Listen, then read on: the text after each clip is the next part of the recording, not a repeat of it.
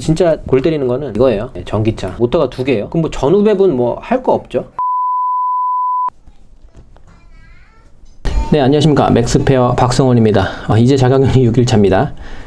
이번 영상은 현대기아 차종의 4륜구동의 작동 원리에 대해서 한번 말씀드려 보려고 합니다. 오랜만에 좀 공학적인 내용이죠. 이 H트랙도 뭐 똑같이 H트랙이라는 이름을 쓰지만 이 전륜 기반 4륜, 그러니까 가로 배치 엔진하고 세로 배치 엔진의 4륜구동의 방식이 좀 차이가 있는데, 오늘 중점적으로 설명드릴 거는 가로 배치, 즉 전륜 기반 차량들에 대한 이야기고요. 현대기아의 전륜 기반 차량이라고 하면 뭐 메뉴 같은 거는 4륜 안 들어가니까 뭐 코나나, 투싼, 산타페, 팰리세이드 다 똑같습니다. 얘네 4륜들 다 똑같은 거고요. 기아에서는 뭐 셀토스, 스포티지, 소렌토 같은 게 같은 방식을 다 공유하고 있습니다. 모하비는 세로 배치 엔진이죠. 근데 지금 이게 꼭 현대기아만 해당되는 건 아니고요. 전 세계 거의 모든 차종의 가로 배치 4륜 구동이 다 똑같습니다. 제조사마다 약간의 양념을 뿌려놓긴 하는데 기본적으로는 다 똑같습니다. 그러면 설명 바로 한번 시작해 볼게요. 이 4륜 구동이 어떻게 작동하느냐. 여기 엔진 있죠. 엔진인데 이제 가로 배치 엔진이니까 실린더가 이렇게 가로로 있겠죠. 하나, 둘, 셋, 넷. 가로 배치면 보통 다 4기통이죠. 있고, 이 실린더 밑에 크랭크 축이 이렇게 있습니다. 결국에 엔진은 요 크랭크 축을 돌려요. 크랭크 축. 잘 모르시면 그냥 파이프라고 생각하시면 돼요. 파이프. 좀 더 자세하게 보면은 뭐 크랭크 축이 뭐 이렇게 생겨갖고, 이쪽은 뭐 메인 저널이고 이건 핀 저널이고, 그리고 이쪽 옆구리가 프론트 케이스, 엔진의 프론트 케이스고요. 이쪽이 리어 케이스. 리어 케이스 쪽에는 당연히 요 변속기가 붙어 있습니다. 여기 변속기, 요만큼이 변속기예요. 변속기. 미션이죠, 미션. 변속기가 있고, 엔진에서 결국에 이 피스톤이 왕복 운동을 해서 요 크랭크 축을 돌리면, 크랭크 축에 연결된 게 바로 변속기고요. 요게 돌리면 결국엔 요게 파워가 이렇게 돌고요. 변속기에서는 결국에 이제 기어를 거쳐서 회전수를 변환한 다음에 요 디퍼렌셜로 갑니다. 디퍼렌셜은 좌우 바퀴의 회전차를 허용해야 되기 때문에 선회를 하거나 할 때 좌우 바퀴가 있으면 당연히 있어야겠죠. 앞에도 이 디퍼렌셜이 있고요. 뒤에도 당연히 디퍼렌셜이 있습니다. 그러면 이제부터가 4륜구동 부품인데, 지금 이 엔진하고 제가 파란색으로 한 거 있잖아요. 요만큼 엔진하고 이 변속기하고 변속기와 함께 일체형으로 붙어있는 이 디퍼렌셜까지 이만큼이 전륜구동차는 딱 요것만 있어요. 근데 이제 4륜을 선택하면 지금부터 말씀드릴 게 이제 4륜구동 차량에 이제 추가되는 건데, 요쪽에 트랜스퍼 케이스 있습니다. 트랜스퍼 케이스가 여기 있는 동력을 좀 더 옆으로 옮겨와서 당연히 뒤로 동력을 보내야 되니까 이 프로펠러 샤프트가 추가가 되고요. 그 다음에 가장 핵심 부품이죠. 커플링입니다. 커플링. 이게 핵심입니다. 전륜 기반 4륜 구동의 핵심 부품은 이 커플링이고요. 커플링 뒤에 있는 디퍼렌셜이 동력을 받아서 좌우로 전달을 해주게 됩니다. 핵심 부품이라고 할 수 있는 이 커플링이 결국에는 앞에서부터 온 동력을 이 커플링이 얼마나 뒤로 보낼지를 결정을 하게 되는데, 그 결정을 할 때는 이러한 입력값들을 받아서 ECU가 판단을 해서 이제 결정을 하게 됩니다. 뭐 입력값은 보시는 것처럼 이제 스로틀 포지션 센서라고 해서 별건 아니고요. 이제 저희가 TPS라고 하죠. TPS라고 하는 게 이제 이 스로틀, 말 그대로 이 스로틀 바디에 이게 얼마나 열렸는지, 뭐 저희가 이제 APS라고도 합니다. 악셀 포지션 센서라고 해서 APS나 뭐 TPS나 비슷한 센서 값이라고 보시면 되는 건데, 그리고 뭐 휠 스피드 센서나 브레이크 여러 가지 입력값을 받아서 ECU가 결정을 해주게 됩니다. 그러면 4륜구동의 작동 원리를 조금만 더 자세하게 알아보도록 하겠습니다. 여기 잘 나와 있네요. 지금 보시는 요 세 가지 부품 있죠? 요거 이제 트랜스퍼 케이스, 드라이브 샤프트, 유압 커플링, 이 세 가지가 4륜구동을 선택하게 되면 이제 추가되는 부품이고요. 그러고 보니까 제가 아까 말씀 안 드렸는데, 이것도 당연히 4륜을 추가하면은 들어갑니다. 이 리어 디퍼렌셜도 전륜구동 차량은 전혀 필요가 없죠. 그냥 이 디퍼렌셜 같은 게 필요 없이 그냥 좌우측에 바퀴만 덜렁 달려 있는 건데, 4륜구동 추가하게 되면은 리어 디퍼렌셜까지 추가가 됩니다. 그래서 여기가 있고 요 세 가지랑 요 뒤에 리어 디퍼렌셜까지, 요 네 가지가 4륜구동 추가하게 되면은 추가되는 부품이고요. 그러니까 4륜구동을 추가하면은 무게가 무거워지는 거는 바로 이러한 부품 추가 때문이라고 보셔도 무방하고, 조금 더 자세하게 4륜구동의 분배 원리에 대해서 한번 알아보면 이 AWD ECU라고 있어요. 이게 이제 그 어떻게 뒤로 동력을 보낼지 결정하는 건데, 여기 보시면 그 엔진의 RPM이나 토크, 이게 APS가 아까 말씀드렸던 악셀 포지션 센서라고 해서 TPS랑 비슷한 겁니다. 악셀 포지션 센서, 그러니까 악셀 얼마나 밟았는지, 그 다음에 차량의 속력, 그 다음에 ABS나 VDC에 관련된 작동 여부, 그 다음에 핸들 얼마나 꺾었는지 조향각 센서, 그 다음에 기어 포지션 센서, 기어가 지금 드라이브에 가 있는지 어디에 가 있는지, 이러한 다양한 입력값을 이 AWD ECU에 넣어주고요. 그럼 AWD ECU는 좀 쉽게 말씀드리면 어떤 표가 있어요. 표가 있어서 여기에 딱 도착한 이 입력값들이 뭐다라고 딱 하면 그 순간 결과값이 딱 하나가 나와요. 출력이 있죠. 출력이 뭐냐면 뒤로 동력을 얼마만큼 뒤로 보낼지가 나오는 거죠. 이 얼마만큼은 0에서 50%까지 보통 다 똑같습니다. 이 전륜 기반 4륜구동 차량들은 옛날 차들이잖아요. 정말 1세대 산타페부터 요즘 나오는 뭐 팰리세이드, 뭐 소렌토 이런 것까지 다 똑같습니다. 웬만한 전륜 기반 4륜구동 차량들은 뒤로 보낼 수 있는 동력의 한계가 0에서 50%가 보통 끝이에요. 혼다 같이 전륜 기반 4륜이지만 좀 작정하고 만든 특이한 애들 아니거나 이 전륜 기반이지만 지프 있죠. 뭐 레니게이드처럼 지프 차량들 같은 특이한 애들 아니면 이 뒤로 보내낼 수 있는 건 최대 50%고요. 요 사이에 얼마나 보낼지를 정해져 있죠. AWDC에 정해져 있어서 이 AWD ECU가 좀 적극적으로 세팅이 돼 있다고 하면, 예를 들어서 어떤 특정 값들을 딱 받아서 운전자가 차량 속력은 뭐 시속 20km고 핸들은 뭐 얼마만큼을 꺾었고 핸들을 뭐 이만큼 회전을 얼마만큼 했다, 그리고 악셀은 얼마만큼 받고 있다, 이런 값들, 입력 값들을 쫙 받았을 때 뒤로 보내는 동력이 원래는 뭐 한 15%만 보내게끔 세팅이 돼 있는데, 이걸 조금 더 적극적으로 세팅한다고 하면 15%가 아니고 한 25%로 세팅을 하면 더 많이 보내서 좋을 거 아니에요. 근데 문제가 뭐냐면 이걸 이렇게 적극적으로 세팅을 해주게 되면, 그러니까 AWD ECU 안에 이렇게 적극적으로 세팅을 하게 되면 아까 전에 봤던 이 유압 커플링 있잖아요. 얘가 힘들어해요. 많은 동력을 뒤로 보내지 못하고요. 많은 동력을 보냈을 때는 그 보내는 시간이 짧아집니다. 그래서 이 약한 동력만 오래 보낼 수 있고 큰 동력을 보내면 잠깐만 보낼 수 있고, 그러한 단점이 있지만 또 장점이기도 합니다. 효율 면에서는 장점이니까 그런 게 바로 이 가로 배치, 이 전륜 기반 4륜의 특징이라고 할 수 있고요. 그런 걸 결정하는 게 AWD ECU라고 할 수 있습니다. 보시면 AWD ECU의 입출력 있고요. 아까 봤던 거 그대로죠. 이런 것들, 입력부. 압력 센서 전원에 들어간다는 이 포인트도 좀 이따 설명을 드릴게요. 그게 들어가서 ECU에 들어가면 ECU에는 알아서 정해져 있습니다. 다 세팅이 정해져 있고 거기에 정해진 거에 의해서 뒤로 얼마를 보낸다. 얼마를 보낼 때 유압 모터죠. 요거랑 요거 설명드릴게요. 지금 바로. AWD ECU는 이렇게 생겼고요. 작습니다. 엄청 작게 생겼는데 국산차에서 대부분의 이 4륜구동 차량들은 AWD ECU가 위치하고 있는 게 다 비슷해요. 요 뒷좌석 있잖아요. 트렁크 열면은 뒷바퀴 때문에 여기 볼록 나온 거죠. 트렁크에. 요 속에 들어있어요. 보통. 그리고 이 후륜 기반 4륜, 그러니까 G70이나 스팅어 이런 차량들 있잖아요. 그런 거는 뭐 다 다르기는 한데 뭐 조수석 밑에 있는 경우도 있고요. 이 운전석 핸들 밑에 들어가 있는 경우도 있고요. 제가 아까 전에 계속 이 전륜 기반 4륜구동의 핵심 부품은 이 유압 커플링이라고 말씀을 드렸는데 이렇게 생겼어요. 이렇게 생겨서 이 드라이브 샤프트가 이렇게 오는 거예요. 요게 앞입니다. 앞에서 드라이브 샤프트가 이렇게 와서 요걸 돌리죠. 회전을 시켜요. 그러면 뒤로 동력이 얼마나 나갈지, 요게 이제 입력적이고요. 요게 출력입니다. 출력이라는 건 당연히 후륜입니다. 후륜 쪽으로 출력인데, 보시면 이게 모터예요. 모터. 여기 모터가 돌아요. 여기 지금 커넥터 보이시죠? 커넥터 있어서 전기 신호를 줍니다. 지지직하고 전기 신호를 주면 이게 이제 모터가 윙 하고 작동을 하고요. 모터가 작동을 하면 이 안에 있는 유압이 올라가요. 이 안에 기름이 차 있는데 유압이 올라가요. 모터가 돌면 유압이 올라갑니다. 유압이 올라가면 이 안에 이 여러 개의 다판 클러치, 이 멀티플레이트 클러치가 있는데 클러치가 이렇게 붙어요. 클러치가 붙으면 붙은 만큼 뒤로 동력을 전달합니다.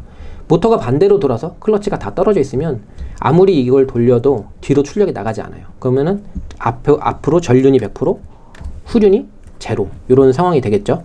그리고 요거 1번은 여기 뭐냐면 보시면 알겠지만 릴리프 밸브요. 이게 뭐냐면 너무 이제 많이 붙이거나 해서 안에 압력이 이제 이상적으로 많이 올라가게 되면, 그러니까 유압이 너무 많이 오르면 이 전체적인 시스템에 문제를 일으킬 수 있거든요. 이게 고장나면 이거 되게 비싸요. 그래서 그런 걸 방지하기 위해서 그러니까 어떤 임계치예요. 스레숄드를 넘어가는 압력에 도달하게 되면 이 릴리프 밸브를 통해서 유압, 기름을 찍 뱉어내게 되어 있습니다. 저희 왜 압력밥솥 보면은 일정 압력 찰 때까지는 그 시간이 지나면서 압력밥솥이 압력이 쭉 올라가다가 일정 압력 되면 칙칙칙칙칙 하면서 그 위에 있는 고리가 움직이잖아요. 그래서 일정 압력을 좀 어느 정도 압력을 유지해 주잖아요. 너무 올라가면 뻥 터져버리니까. 똑같은 거예요. 이거 뭐 뻥 터지는 건 아니지만 안에 있는 그 기계적인 것들 손상되지 말고, 또는 이 기계적인 변형을 일으킬 수 있죠. 너무 압이 올라가면 이런 대로 그 가스키 뚫고 기름 흘러나오고 막 이거 완전히 아작나면 아세이로 교체를 해야 되기 때문에 여기 릴리프 밸브가 이 기계를 보호하게 되고요. 그 다음에 이 유압 커플링에서 또 중요한 센서 중에 하나가 요겁니다. 요거 유압을 올리면 이 유압 센서가 있어요. 그래서 이 작동을 어떻게 하냐면 이 사진으로 보시면 이렇게 돼 있어요. 여기 입력이 들어오면 출력이 이렇게 나가는데 보이시죠? 멀티플레이트 클러치가 이렇게 있습니다. 다판 클러치.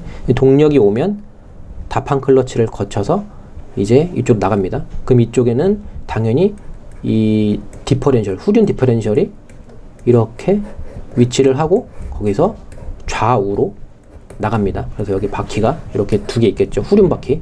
그래서 앞에서 온 동력이 이렇게 멀티플레이트 클러치를 통해서 뒤로 가는 이런 구조인데, 조금만 더 자세하게 한번 파보면요, 이 AWD ECU에 지시를 받는다고 했잖아요. 여러 가지 뭐 차량의 속도나 핸들 얼마나 꺾었는지 입력값을 넣어주면 AWD ECU가 정해진 그 표에 의해서 이 뒤로 동력을 보내라고 할 때 여기다 지시를 주는 거예요. 여기 커넥터이죠. 커넥터에다 지시를 주는 거예요.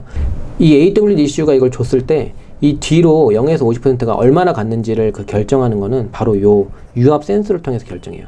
그래서 유압 센서를 통해서 예를 들어서 유압이 뭐 0에서 한 10까지가 있다 하면은 0일 때는 당연히 뒤로 동력이 0이 가는 거고요. 유압이 만약에 10이라고 하면 뒤로 동력이 50%가 가는 거예요. 그래서 이 모터를 작동시킬 때 이 유압 센서가 유압이 얼마나 올라간지를 계속 측정을 하면서 돌려요. 그래서 만약에 입력값에 의해서 뒤로 동력을 25% 중간 지점인 25%만큼만 뒤로 보내겠다고 생각을 하면 모터를 돌립니다. 언제까지? 유압 센서의 유압이 요 5에 도달할 때까지. 그래서 이 AWD ECU가 이 모터를 얼마나 돌릴지는 유압 센서의 유압을 지속적으로 모니터링 하면서 작동을 시킨다.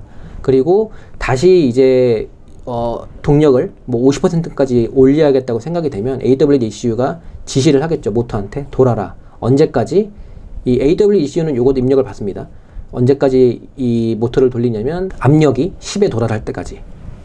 그래서 아까 앞에서 말씀드렸던 게 입력부에 압력 센서 값을 다시 받잖아요. 그게 바로 이 유압 모터를 작동을 시키면서 이게 지금 서로 피드백을 받는 거예요. ECU가 지금 뒤로 동력을 뭐 얼마만큼 이제 뭐 X값만큼을 원한다라고 하면 X값에 도달하기 위해서는 ECU는 알고 있어요. 압력이 어느 정도 돼야 되는지. 그래서 그 압력에 도달할 때까지 계속 이 두뇌가 압력 센서의 압력 값을 받으면서 유압 모터를 작동을 시킵니다. 서로 유기적이죠. 그래서 압력 센서의 입력값을 받아서 ECU가 유압 모터를 작동시키고 작동시킨 만큼 압력이 오르니까 오른 압력을 다시 알려주고 이런 식으로 유기적으로 작동을 하게 되어 있습니다. 이 정도면은 이 핵심 부품이라고 할 수 있는 이 유압 커플링이 어떻게 작동하는지 잘 아시겠죠? 이게 전륜 기반 사료는 거의 다 똑같아요. 그리고 이게 바로 이제 릴리프 밸브. 여기서 이제 일정 압력이 되면 삐욱 하고 이제 오일을 뱉어내는 장치고요. 그리고 좀 추가적으로 말씀드리면 전륜 기반 사륜 차량은 거의 다 이거 있는 거 아시죠? 예. 이게 요거 말고도 4WD랑 말고도 이렇게 되어 있는 경우도 있어요. 사륜구동 마크 뭐 이렇게 자동차 모양 있고 이렇게 돼갖고 이렇게 써 있는 버튼도 있습니다. 근데 이 사륜락이 뭐냐면 제가 여기서 그러니까 앞뒤 구동력 배분을 0에서 50까지 할 수 있다고 말씀드렸잖아요. 근데 이 0에서 50을 얼마만큼 할지는 이 AWD ECU에 어떤 테이블에 다 정해져 있다고 제가 말씀을 드렸어요. 어떻게 보낼지는 이 데이터 값이 다 입력이 돼 있는 건데, 이런 걸 완전히 무시하고 이 버튼을 누르게 되면은 그냥 무조건 뒤로, 그러니까 앞뒤 구동력 배분을 50대 50으로 하는 거예요. 묶어버리는 거예요. 그러니까 잠깐 어디서 험로에 빠져서 차 못 나올 때 이거 버튼 누르면 차는 입력값에 따라서 그 AWD ECU가 어떤 입력값에 따라서 출력값을 뱉어내는 게 아니라 이거 그냥 바이패스입니다. 거의 그냥 바이패스 해버리고 50대 50으로 묶어버리는 거예요. 그러니까 잠깐밖에 못 쓰겠죠. 그 4륜구동 락 버튼을 누르면 앞뒤 구동력 배분이 50대 50이면 후륜에 많은 동력이 가니까 험로 돌파 능력도 뛰어나고 후륜에 좀 이 많은 동력이 간 상태에서 선회를 하거나 하면 후륜의 느낌도 조금 더 나고 하니까 좋을 것 같잖아요. 근데 문제가 뭐냐면 이런 건데, 이 4륜구동 이 장치가 많은 동력을 뒤로 보내잖아요. 계속 많은 동력을 계속 뒤로 보내면 보내는 원리 자체가 이 다판 클러치를 붙여서 작동을 하다 보니까 이 다판 클러치가 계속 슬립이 나면서 열이 발생해요. 여기서 열이 발생해서 계속해서는 뒤로 많은 동력을 보내지 못하는 이유가 그래서 그렇습니다. 그러면 이거를 좀 더 덩치 크고 좀 더 클러치 용량도 크고 그런 걸 장착하면 좋겠지만, 그렇게까지 4륜구동을 할 거면 세로 배치로 만들고 다른 시스템을 장착하지, 이 전륜 기반 4륜에는 구조적으로 한계가 좀 있는 거고요. 근데 이걸 무조건 나쁘다고는 하기 힘든 게, 이 4륜구동에서는 조금 약한 모습을 보이지만 효율 면에서는 도심형 4륜으로서는 아주 뛰어난 모습을 보여주기 때문에 이게 좀 더 합리적인 선택이 될 수도 있는 거죠. 그래서 뭐 매뉴얼에 나와 있는 건데요. 보시면은 뭐 4륜구동 시스템 과열이 되면은 뭐 이러한 경고등이 뜬대요. 경고등이 뜨면 경고등이 사라질 때까지 차량을 잠깐 정차해서 식히고 나서 이제 운행을 해라 라고 하는 거고요. 이거는 뭐 팰리세이드 같은 경우에 이거 보여드린 건데, 다른 차도 다 똑같습니다. 옛날 차도 똑같고요. 4륜구동이 너무 오랫동안 작동을 하거나 해서 이 유압 커플링 내부에 있는 오일 온도가 올라가면, 그러면 요런 게 뜹니다. 시동을 켠 채로 식히세요. 그래서 잠깐 식히고 있으면 다 식었다고 또 뜹니다. 그러면 운행을 하면 되는 거고요. 요즘에는 4륜 락이 아니라 이렇게 뜨죠. 이렇게 4륜 락하고 똑같아요. 스노우 모드, 팰리세이드인데 스노우 모드, 머드 모드, 샌드 모드 세 가지 있잖아요. 요 세 가지를 놓으면 어차피 다 얘네들은 4륜 락하고 똑같아서 앞뒤 구동력을 50대 50으로 분배하는 게 전부이긴 한데, 이 세 가지의 굳이 차이라고 하면 운전자가 느낄 수 있는 차이는 거의 없는데, 이 트랙션 컨트롤 쪽에서의 약간 차이는 있을 텐데 그런 차이는 별로 크진 않고요. 결국엔 앞뒤 구동력 배분을 50대 50으로 해주는 게 요즘에는 이런 식으로 들어가는데, 눈이 올 때 제가 이제 집에서 만약에 회사에서 집까지 거리가 1시간 거리예요. 근데 눈이 많이 왔어요. 눈이 너무 많이 와서 눈이 막 쌓였어. 그러면 이제 1시간이 아니라 뭐 한 3시간씩 걸릴 수도 있겠죠, 운전을. 그럼 3시간 동안 운행이 가능할까요? 잘 안 됩니다. 계속 운행을 하면 노면 상태가 눈이 많이 없으면 모르겠는데, 눈이 너무 많아서 각 바퀴에 회전차가 많이 발생하면 이 AWD ECU는 각 바퀴에 회전차가 많이 발생한 걸 기반으로 어쩔 수 없이 앞뒤 회전차가 많이 발생하네? 이거 미끄러운데? 유압 커플링에 이 유압을 올려야겠다 해서 모터를 작동시키고 뒤로 동력을 많이 보냅니다. 뒤로 동력을 많이 보낸 만큼 앞뒤로 동력이 많이 뿜빠이가 되고, 그러는 만큼 이제 50대 50에 가까운 채로 계속 운행을 하겠죠. 그러면 이 클러치가 열을 받아서 좀 운전하다 보면 눈길에서 오래 운전하면 이거 뜰 수가 있어요. 나는 잘못한 게 없는데 그냥 눈길에서 오래 운전했다는 이유로 이런 게 뜰 수 있다는 거 알고 계시면 좋습니다. 그 일반 그냥 오토 모드에 냅뒀을 때는, 그러니까 뭐 스노우 머드 샌드에 아니고 그냥 일반 오토 모드에 있을 때는 대부분의 동력이 그냥 앞으로만 갑니다. 그냥 100대 빵이에요. 그리고 이제 뭐 차가 출발할 때 잠깐 50대 50 유지해주고요. 선회할 때, 그럴 때도 뭐 보통은 8대인데 보통은 다 그냥 앞으로만 많이 갑니다. 특정 조건 아니면 뒤로는 많이 보내지 않고요. 근데 차가 어디 험로에 빠지거나 잠깐 뭐 좀 심한 눈길을 지나거나 할 때는 이런 터레인 모드를 쓰면은 앞뒤 구동력을 5대5로 묶어주는 건데, 요즘에는 이렇게 좀 멋있게 나와 있지만 뭐 의미 없고요. 그냥 4륜 락하고 똑같은 겁니다. 4륜 락 하면은 그냥 5대5로 묶어준다는 거. 그리고 조금 더 그냥 번외로 보면요, AWD ECU의 커넥터가 이런 식으로 생겼습니다. 커넥터에 핀 안에 여러 개 있는데, 핀 보면은 이제는 보면 좀 아시겠죠? 유압 모터, 유압 센서. 그래서 핵심이죠, 요게. 뭐 7번 8번이잖아요, 유압 모터가. 보면 맞죠? 7번 8번. 그러면 요 7번 8번에 이게 쭉 따라가면 어디로 연결되어 있냐? 7번 8번이 여기에 있는 모터. 지금 이거 사인펜 때문에 안 보이는데 여기로 연결이 되겠죠. 여기로 커넥터가 이렇게 연결이 되고, 그리고 여기에서 나온 이 커넥터, 여기도 좀 지워보면 여기서 나온 요 유압 센서 있잖아. 2번이 유압 센서잖아요. 압력 센서. 예, 압력 센서. 이 유압 센서의 커넥터의 핀은 어디로 갈까요?